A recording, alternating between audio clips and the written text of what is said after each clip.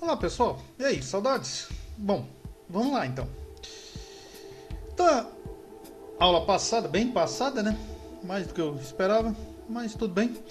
Eu falei para vocês sobre as coleções, estão lembrados? Assiste a aula anterior e vocês vão ter um resumo de todas as coleções. Eu falei, ó, a partir da próxima aula eu vou começar a ver todas estas coleções. Então eu vou fazer o seguinte: a gente fazer um pente fino em cima das coleções. Vou vir aqui em cima, vou colocar um barra asterisco, vou colocar aqui um asterisco barra, opa, deixa eu só, obrigado, vou colocar um, pronto, agora sim, ok, beleza, então tá aí o nosso roadmap de coleções.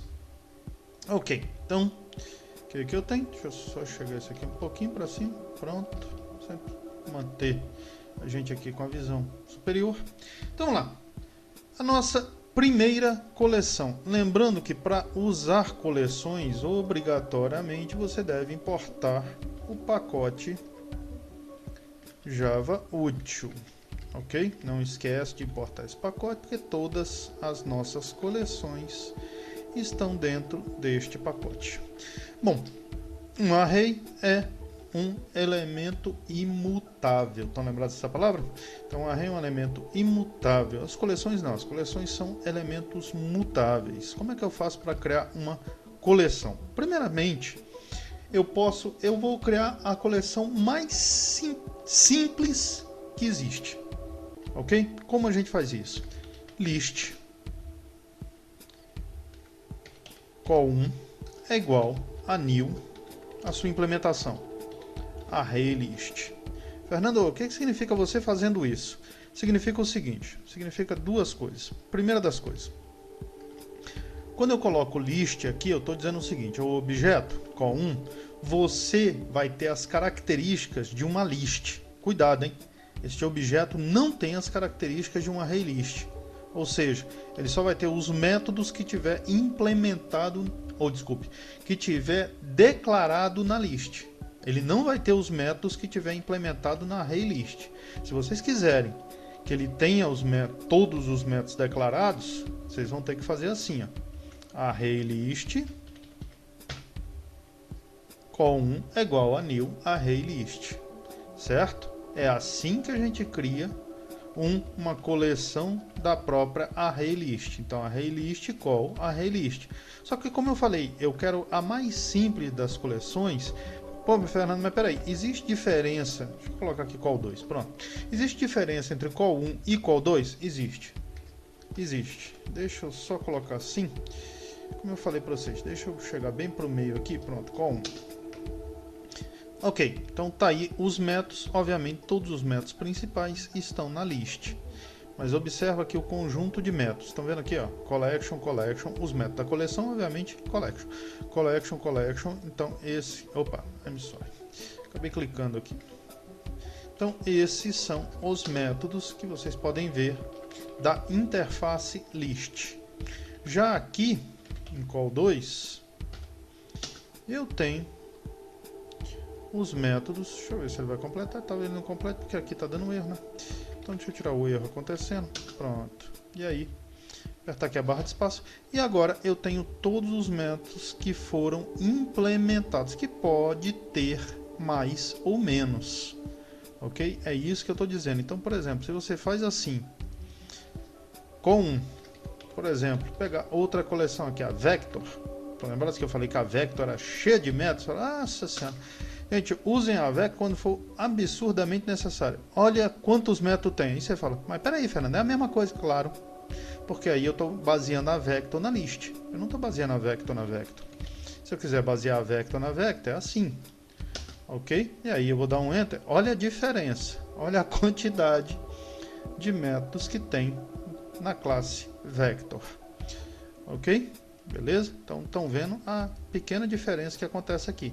Então essa daqui, pode dizer assim, ó, list call1, array list. Eu estou trabalhando com a coleção mais simples mesmo. E muitas vezes, gente, essa coleção resolve quase, pode dizer assim, 50, 60% de nossos casos. Ok? Porque dependendo do que eu vou trabalhar, Essa coleção simples já ajuda. Outra coisa que acontece agora com coleções, isso aconteceu a partir do Java 5, ok? Quando foi implementado uma coisa chamada Generics. O Generics veio para ajudar o Java. Uma delas foi essa brincadeira da coleção, porque, por exemplo, vamos criar aqui nossa coleção. Eu vou criar aqui uma coleção de frutas. Pronto, vou tirar essa fruta desse array daqui e vou colocar aqui, ó, frutas, ok? Então tá aí, nossa coleção de frutas. Aí eu vou colocar assim, ó, frutas.add, vai ser minha primeira fruta. Só lembrando, coleções só trabalha com objetos, ok? Coleção não trabalha com tipos primitivos, então você não pode colocar isso, ok? Aí você compila e dá certo. Olha lá, classe compilada sem erro, ok? Aí você fala, pô, Fernando, você tá doido. Não, gente, cuidado. O que aconteceu aqui foi uma conversão automática desse número 10 para o tipo primitivo correspondente a ele, no caso um integer, ok? Então o Java apenas fez uma conversão deste elemento, ok? Então não pensem assim, eu tenho um número 10 aí dentro. Não, não tenho um número 10, eu tenho um objeto da classe integer com valor 10, ok? Foi isso que aconteceu. O pior das coleções é quando isso aqui acontece. Por exemplo, new date, ok, e aqui eu vou ter tomate. Pronto. Ou seja, eu tenho uma coleção com 3 tipos completamente diferentes, certo? Isso era muito ruim, mas muito mesmo, porque quando você pegava os objetos, né, você tem um objeto na sua mão, toda vez a gente tinha que ficar brincando com instância off. Vem cá, meu amigo, você foi instanciado de qual classe? Ah, da integer, beleza, então converte para integer. Ah, tá, da date? Ah, então converte para date. Ah, tá, da string? Então converte para a classe string. E assim ia. Porque se eu tentar converter um objeto para uma outra classe que não seja correspondente, vai dar erro. Ok? Então, quando surgiu a Generics surgiu principalmente para coleções, ela surgiu com o intuito seguinte: eu vou padronizar essas coleções. Eu quero que você me diga de que tipo é essa coleção. Porque outro dado interessante, vou colocar aqui frutas.get, vou botar get 0, ainda não tenho ninguém, mas tudo bem, não tem menor problema. E vou pedir aqui um Java Info desse cara. Olha o que ele está me dando.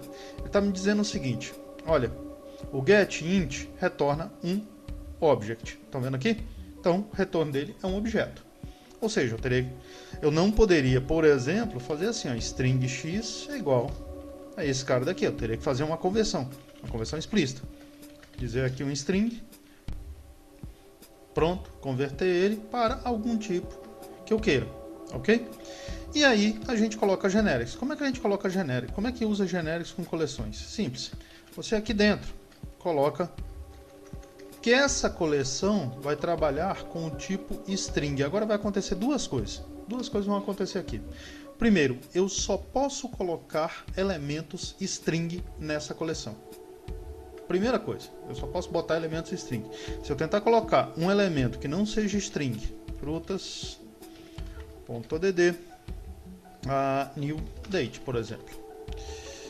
Se eu tentar colocar um atributo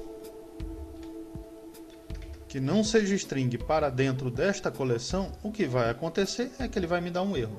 Ele não permite que eu coloque um elemento não string dentro desta coleção. Então, a partir de agora, eu sou obrigado a colocar somente elementos string. Então, por exemplo, melancia. Ok? Na minha saída, eu não preciso mais deste cast. Fernando, por que você não precisa mais? Porque o get agora, ele não me retorna mais um object. Sério? Ele não vai me retornar, deixa eu só pegar aqui para vocês. Pronto, ele não me retorna mais um object. Ele me retorna agora uma string. Porque eu defini que nessa coleção só vai ter elementos do tipo string. Então, o get dele só vai me retornar elementos string. Então vamos colocar alguns elementos aqui, apenas para a gente poder completar esta aula.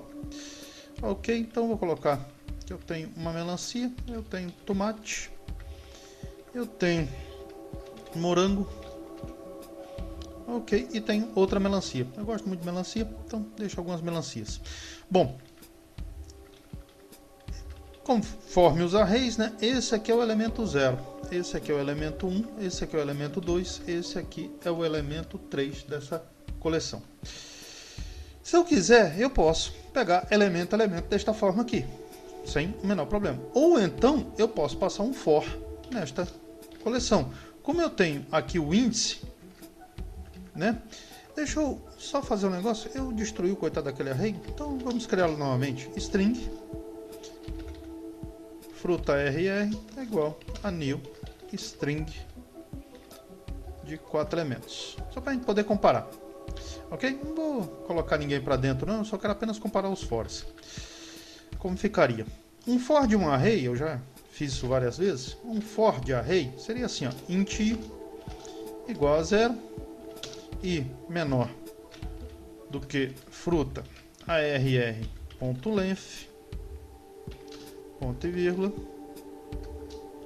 e mais, certo? Ok? Eu fiz isso aqui quase 1 milhão de vezes.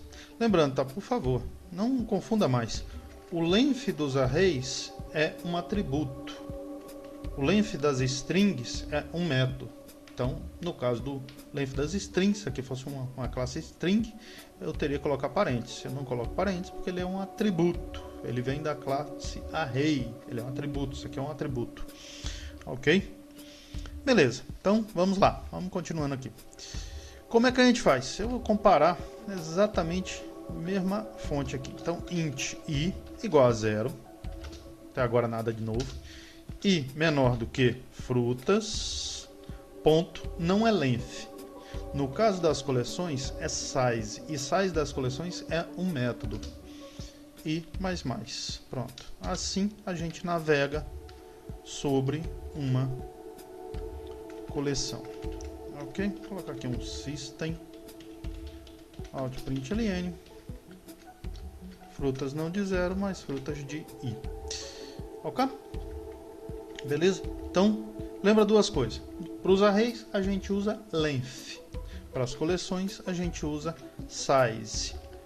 Tanto coleções como array, nós podemos usar também o for each. Estão lembrados do for each? E depois do Java 5, muita gente só usa o for each para coleções. Então, string f, frutas. Lembrando que cada passada, o meu elemento da coleção vai estar dentro deste f aqui. Pronto.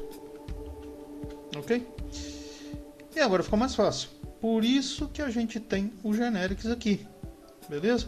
Então, esse generics trabalha exatamente da mesma forma para poder, primeiro, eu só adicionar elementos de uma mesma categoria, eu só buscar elementos de uma mesma categoria, ou só, no caso do for each, poder usar o for each. Porque senão, imagina, se eu tivesse várias categorias, o que eu colocaria aqui? Object.